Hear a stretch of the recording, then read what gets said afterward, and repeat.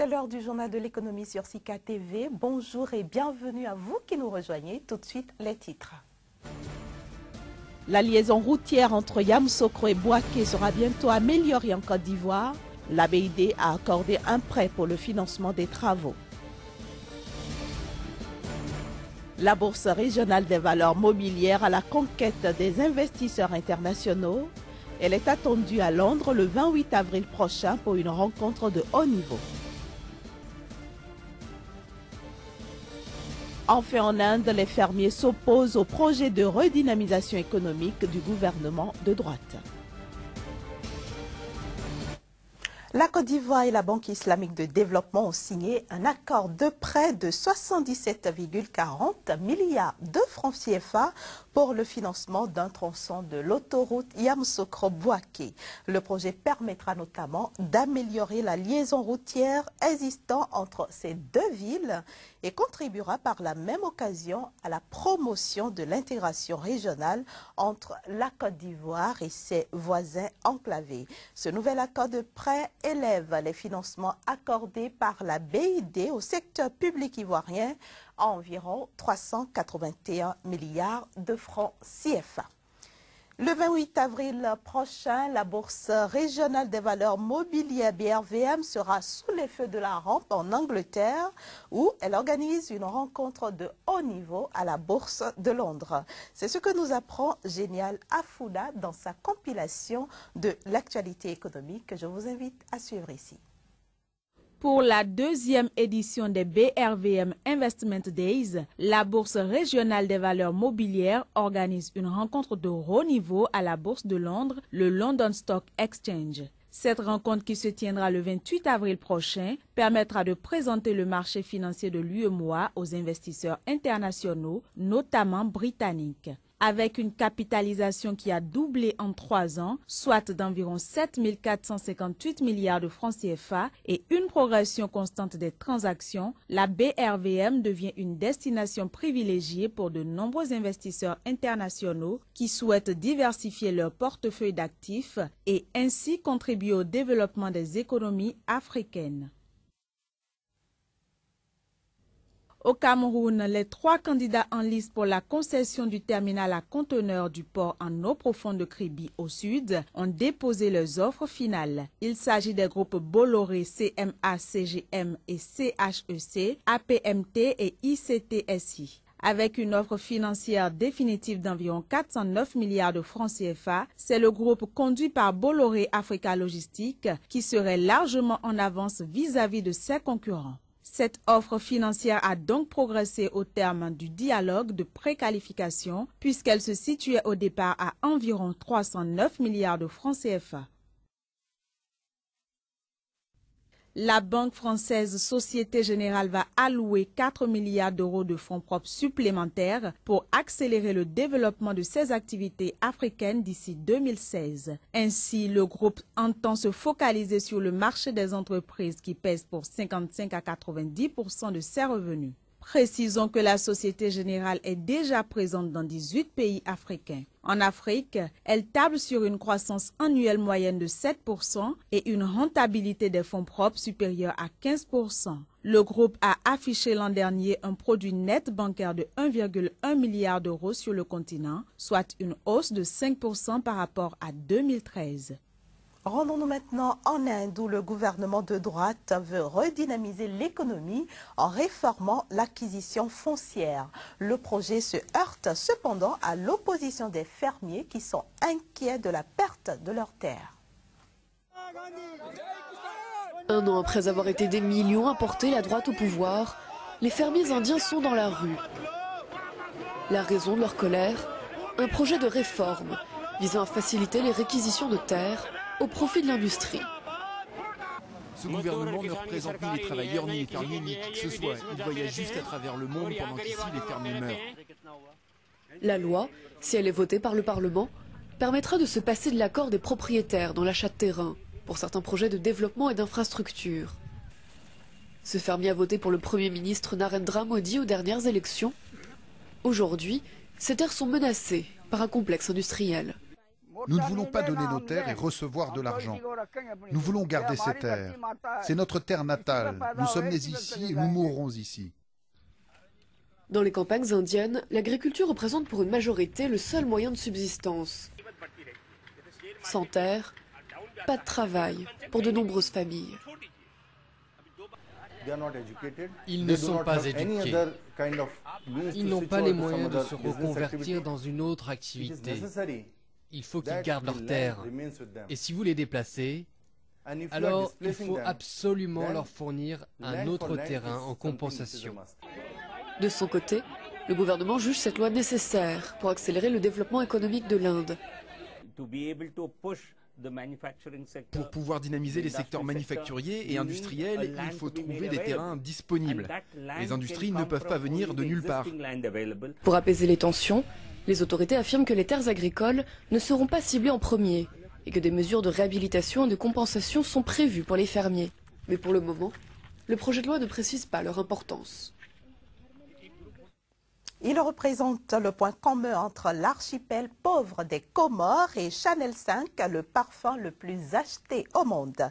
Il s'agit bien sûr de l'ylang-ylang, un arbre tropical à la fleur jaune recherché pour son huile essentielle et dont les Comores sont le premier producteur mondial. Les images.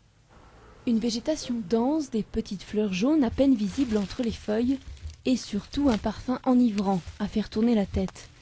Nous sommes dans un champ d'ylang-ylang, à Grande Comore, la plus grande île de l'archipel. Ibrahim Bakar a hérité ce champ de son père. Il aime cette fleur qui pousse toute l'année et lui rapporte donc de l'argent régulièrement. Mais il a du mal à trouver des cueilleurs. C'est dur, ça ne donne pas beaucoup de rendement. Quand j'explique ce travail aux jeunes, ils me prennent pour un fou, parce qu'on souffre et on gagne peu d'argent. Même si tu possèdes 1 ou 2 hectares ou plus, tu as besoin d'avoir des employés. L'ylang-ylang pousse facilement mais demande un entretien régulier, taille et désherbage, sans quoi l'arbre pousse en hauteur et les fleurs deviennent inaccessibles. Les agriculteurs comme Ibrahim vendent leurs récoltes à des entreprises d'export qui s'occupent de la distillation. Pendant des heures, les fleurs cuisent dans cette cuve pour obtenir l'huile essentielle. Seules les premières gouttes sont de qualité dite extra supérieure et servent à la fabrication des parfums, dont le Chanel numéro 5, parfum le plus acheté au monde. Les qualités inférieures d'essence servent en cosmétique et en savonnerie.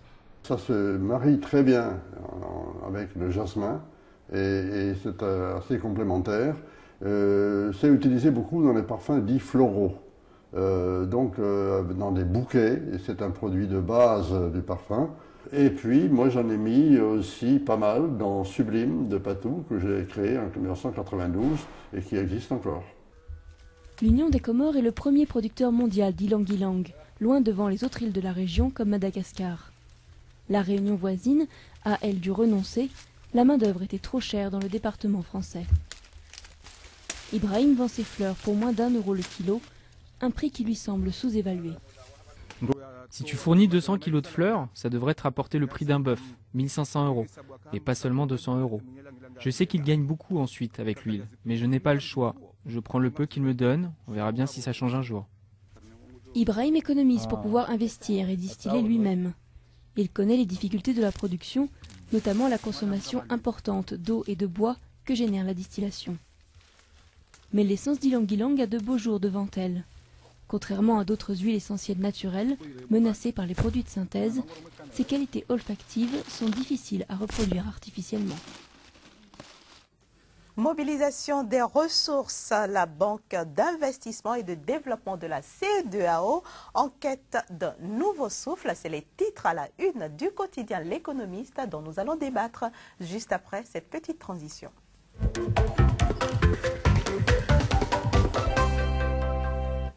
Et pour débattre de ce thème, je vais tout de suite me tourner vers mon confrère Kazmi Pédia. Bonjour. Bonjour Inès. Comment allez-vous ce matin? Ça va très bien chez vous. Ça va. Alors, quel est le rôle de la BIDC au sein de la CEDEAO?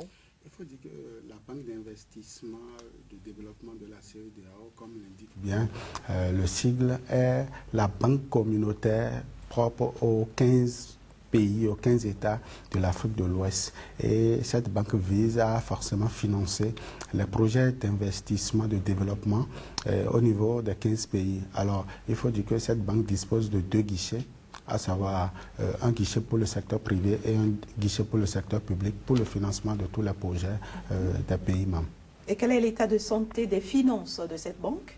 Il faut dire qu'en 2015, cette banque se porte très mal. Et les finances sont quasiment au ralenti. Cette banque ne dispose pas de ressources financières pour faire face aux nombreux appels d'offres, appels de fonds lancés par les 15 pays. Donc aujourd'hui, à la date d'aujourd'hui, la banque s'est réunie le 9 avril dernier à Lomé où elle a son siège et donc a décidé de s'ouvrir au monde. Et donc voilà l'état de santé. La banque se porte très mal et on ne la sent pas. Si on comparaison doit être cette banque à comparer à la BOAD qui appartient à l'Union économique des États de l'Afrique de l'Ouest. Donc son homologue c'est la BIDC et quand vous comparez les actions de la BOAD à celles de cette banque-là, c'est que c'est comme le jour et la nuit, quoi. Il n'y a pas photo. Et justement, pourquoi est-ce que la BIDC peine-t-elle à être opérationnelle sur le terrain?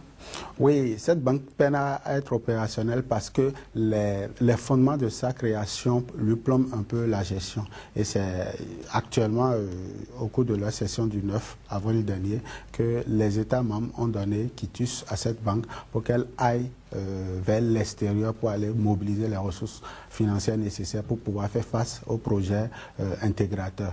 Et comme projet intégrateur que cette banque devrait financer, par exemple, il y a des projets ayant rapport avec la création des télécommunications, avec le financement des transports au niveau communautaire et aussi la question énergétique. Aujourd'hui, vous n'êtes pas sans savoir que la question de l'énergie au sein des 15 pays de l'UEMOA se pose avec acuité, où les États ont besoin de financement pour pouvoir prendre leur autonomie financière, énergétique.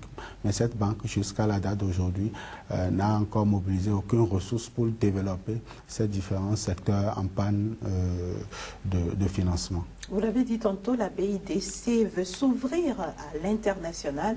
Est-ce la solution? Forcément, c'est la solution parce que cette banque a déjà commencé, son président, M. Bachir, est déjà allé négocier avec Exim Bank de Chine et bien d'autres groupes bancaires au niveau de l'Asie. On a vu aussi le président aller de l'autre côté de l'Angola, négocier avec le gouvernement un certain nombre de financements pour quand même pouvoir faire face à ces besoins-là. Donc forcément, cette banque aujourd'hui a besoin forcément de l'ouverture au monde pour pouvoir faire face aux politiques sous-régionales, pour pouvoir être véritablement jouer son rôle de bras armé de la communauté économique des États de l'Afrique de l'Ouest. Donc forcément, les PME et aussi les États de l'Afrique de l'Ouest ont besoin de ce réveil diplomatique-là de la BIDC. Donc forcément, ça pourra apporter d'ici à là quelques souffles financiers aux 15 pays membres. Merci beaucoup Casimir Pédia pour toutes ces explications sur la BIDC, la Banque d'investissement et de développement de la CEDEAO. On se retrouve demain pour un autre thème. C'est bien ça. Avec le même plaisir. Chers amis téléspectateurs, ce sera tout pour ce numéro du Journal de l'économie. Merci de nous avoir reçus chez vous.